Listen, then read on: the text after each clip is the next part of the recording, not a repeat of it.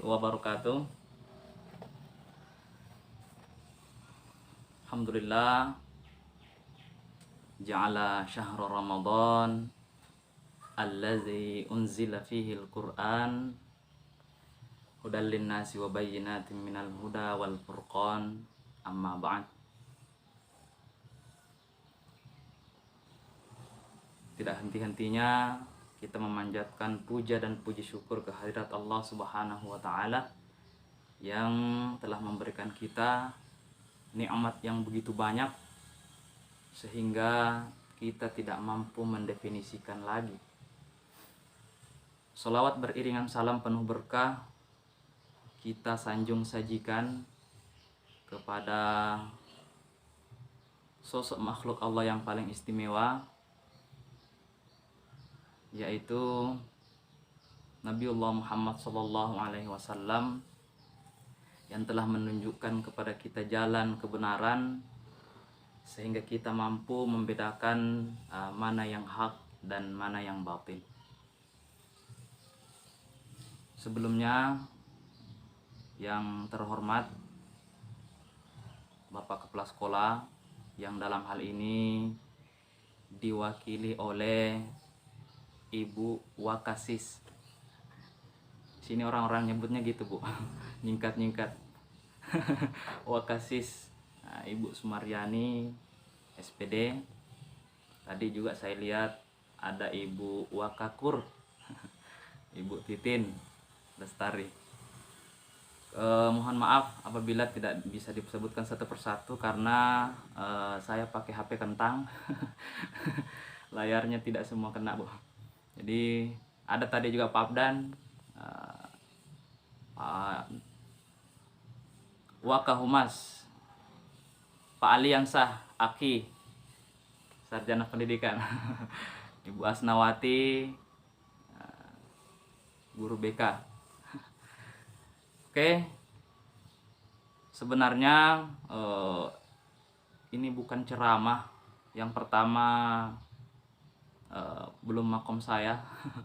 Yang kedua, ini cuma rasanya seperti jumpa dengan kawan lama, jumpa kembali dengan rumah yang lama. Mungkin ada Bapak Ibu Dewan Guru yang tidak sempat ketemu, mungkin bersyukur tidak sempat ketemu saya. Oke, hadirin yang sama-sama dimuliakan oleh Allah, siswa-siswi sekalian yang mungkin cuman sebagian kecil yang kenal dengan saya. Sebelum kita lanjut, gimana pepatah mengatakan, dari mana datangnya koran kalau bukan dari wartawan? Dari mana datangnya pertemanan kalau bukan dari perkenalan? Nah, adik-adik sekalian, nama saya Muhammad Aswar. Sekarang saya di Muara Wahau. Saya mengajar di SMK Negeri 1 Muara Wahau, Kutai Timur, Kalimantan Timur. Hadirin Bapak Ibu yang saya muliakan, serta adik-adik siswa sekalian yang sama-sama mengharapkan keridhaan Allah Subhanahu wa taala. Tema hari ini yaitu tentang akhlak. Dalam hal ini akhlak kepada diri sendiri, akhlak kepada guru dan orang tua, serta akhlak kepada masyarakat. Rasulullah Shallallahu Alaihi Wasallam pertama kali diutus ke permukaan bumi, bagaimana firman Allah, innama bu'itsu liutammima maqarimal akhlak. Kata Allah, aku tidak mengutus engkau Muhammad ke permukaan bumi liutammima maqarimal akhlak, untuk menyempurnakan akhlak manusia. Kenapa akhlak manusia? Karena Nabi Shallallahu Alaihi Wasallam diutus di sebuah suku, di sebuah bangsa yang akhlaknya tidak bisa dikatakan manusiawi. 14 abad yang lalu, dari sebuah kota kecil yang mungkin tidak ada dalam Google Map, yang mungkin tidak ada dalam peta, lahir sebuah proyek yang sangat raksasa, yang sangat besar, yaitu mengubah akhlak daripada kaum jahiliyah menjadi kaum yang Islamiyah. Kaum jahiliyah pada saat itu benar-benar bisa dikatakan bahwa tidak memiliki akhlak. Kenapa? Karena mereka menyembah Tuhan yang mereka buat sendiri sesuai dengan kekayaan mereka. Yang kaya raya mungkin membuat Tuhan berhala dari emas, kemudian disembah. Orang yang setengah kaya membuat Tuhan dari perak, kemudian disembah. Masyarakatnya yang hampir miskin buat Tuhan berhala dari kayu, kemudian disembah. Ada juga masyarakat yang miskin sekali membuat Tuhan dari tepung terigu yang dijadikan adonan, kemudian disembah. Pada saat lapar, Tuhannya dipretelin. Hadirin yang sama-sama dimuliakan oleh Allah Subhanahu wa ta'ala. Nah, kita kembali kepada pembahasan yang pertama, yaitu akhlak terhadap diri sendiri. Ada beberapa akhlak terhadap diri sendiri yang ingin saya sampaikan pada kesempatan yang berbahagia ini. Yang pertama, beretika dengan nikmat yang Allah berikan kepada kita. Maksud daripada beretika dengan nikmat yang Allah berikan kepada kita, yaitu kita gunakan segala nikmat yang Allah berikan kepada kita, baik berupa kesehatan, kesempatan, dan lain sebagainya, terutama dengan datangnya bulan suci Ramadan, untuk menyembah kepada Allah Subhanahu wa ta'ala. Mungkin kita pernah mendengar sebuah kisah tentang sebuah nasihat dari sahabat Rasul yang bernama Salman kepada Abu Darda. Pada saat Rasulullah SAW hijrah dari Mekah ke Madinah, Rasulullah mempersaudarakan kaum muhajirin dan kaum ansar. Pada saat itu termasuk Salman dan Abu Darda. Salman dari kaum muhajirin dan Abu Darda dari kaum ansar. Pada saat mereka sudah bersaudara, dipersaudarakan oleh Rasulullah SAW, suatu ketika Salman datang ke rumah Abu Darda,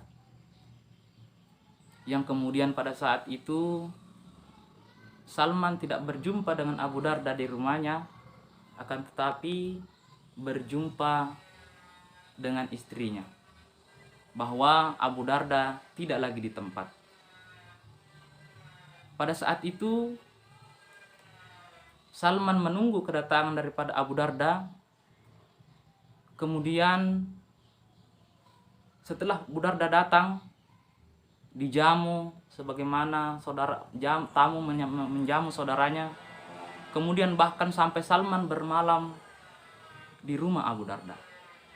Hadirin yang sama-sama dimuliakan oleh Allah Subhanahu wa ta'ala. Ada kejadian aneh pada saat malam hari. Kebiasaan daripada Abu Darda, siang beliau puasa, malam beliau tahajud. Pada saat siang hari menjamu daripada Salman, Salman tidak mau mencicipi karena Abu Darda tidak ikut makan daripada jamuan daripada Abu Darda. Abu Darda mengatakan, "Inni shaimun," saya sedang berpuasa. Salman mengatakan, "Saya tidak akan mencicipi jamuanmu sebelum engkau ikut makan bersama saya." Karena Abu Darda merasa bahwa Salman adalah saudara muslim, kemudian dibatalkan puasanya demi untuk makan bersama dengan Salman. Di malam hari, hadirin yang sama-sama dimuliakan oleh Allah, sebagaimana kebiasaan daripada Abu Darda, setelah sholat Isya beliau tidur sedikit, kemudian bangun untuk sholat tahajud. Akan tetapi apa yang dilakukan oleh Salman, menarik tangan Abu Darda, kemudian menyuruhnya kembali untuk tidur. Karena keseringan sholat tahajud, Abu Darda tidur kembali sedikit, kemudian terbangun lagi untuk sholat tahajud. Akan tetapi Salman menarik tangan kembali Abu Darda sehingga mereka tidur kembali. Begitu seterusnya sampai sepertiga malam terakhir mereka melakukan sholat tahajud secara berjamaah. Hadirin yang sama-sama dimuliakan oleh Allah, sebelum Salman meninggalkan rumah Abu Darda pada keesokan harinya, Salman memiliki pesan yang mungkin bisa kita jadikan pegangan hidup. Nasihat Salman kepada Abu Darda yang pertama, ya sahibati, inna li rabbika alaika haqqan. Sesungguhnya Tuhanmu punya hak atas dirimu, kata Salman. Maksudnya adalah Allah Subhanahu wa ta'ala punya hak kepada kita, sehingga kita harus sholat, kita harus puasa, kita harus beramal, dan lain sebagainya. Itu adalah hak Allah kepada kita. Kemudian nasihat yang kedua, wali nafsika alaika haqqan. Nah, ini yang perlu kita garis bawahi. Kata Salman, dan dirimu dan atas dirimu memiliki hak atas perilakumu. Maksudnya adalah tubuh itu juga memiliki hak atas diri kita. Tidak hanya serta-merta kita melakukan ibadah sepanjang masa, misalnya sholat tidak kenal waktu seperti yang dilakukan oleh Abu Darda, baru sedikit tidur kemudian sholat tahajud.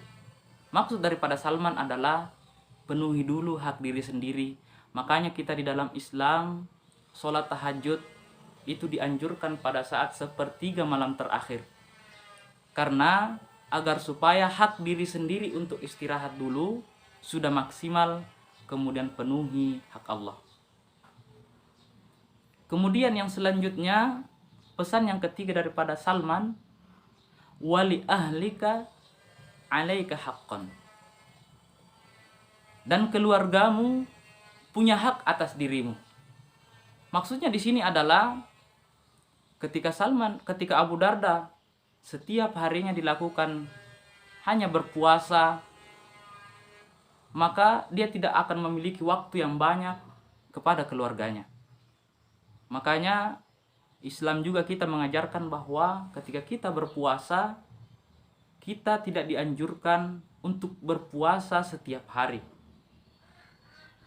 Makanya ada yang dinamakan puasa Nabi Daud. Sehari puasa, sehari berbuka.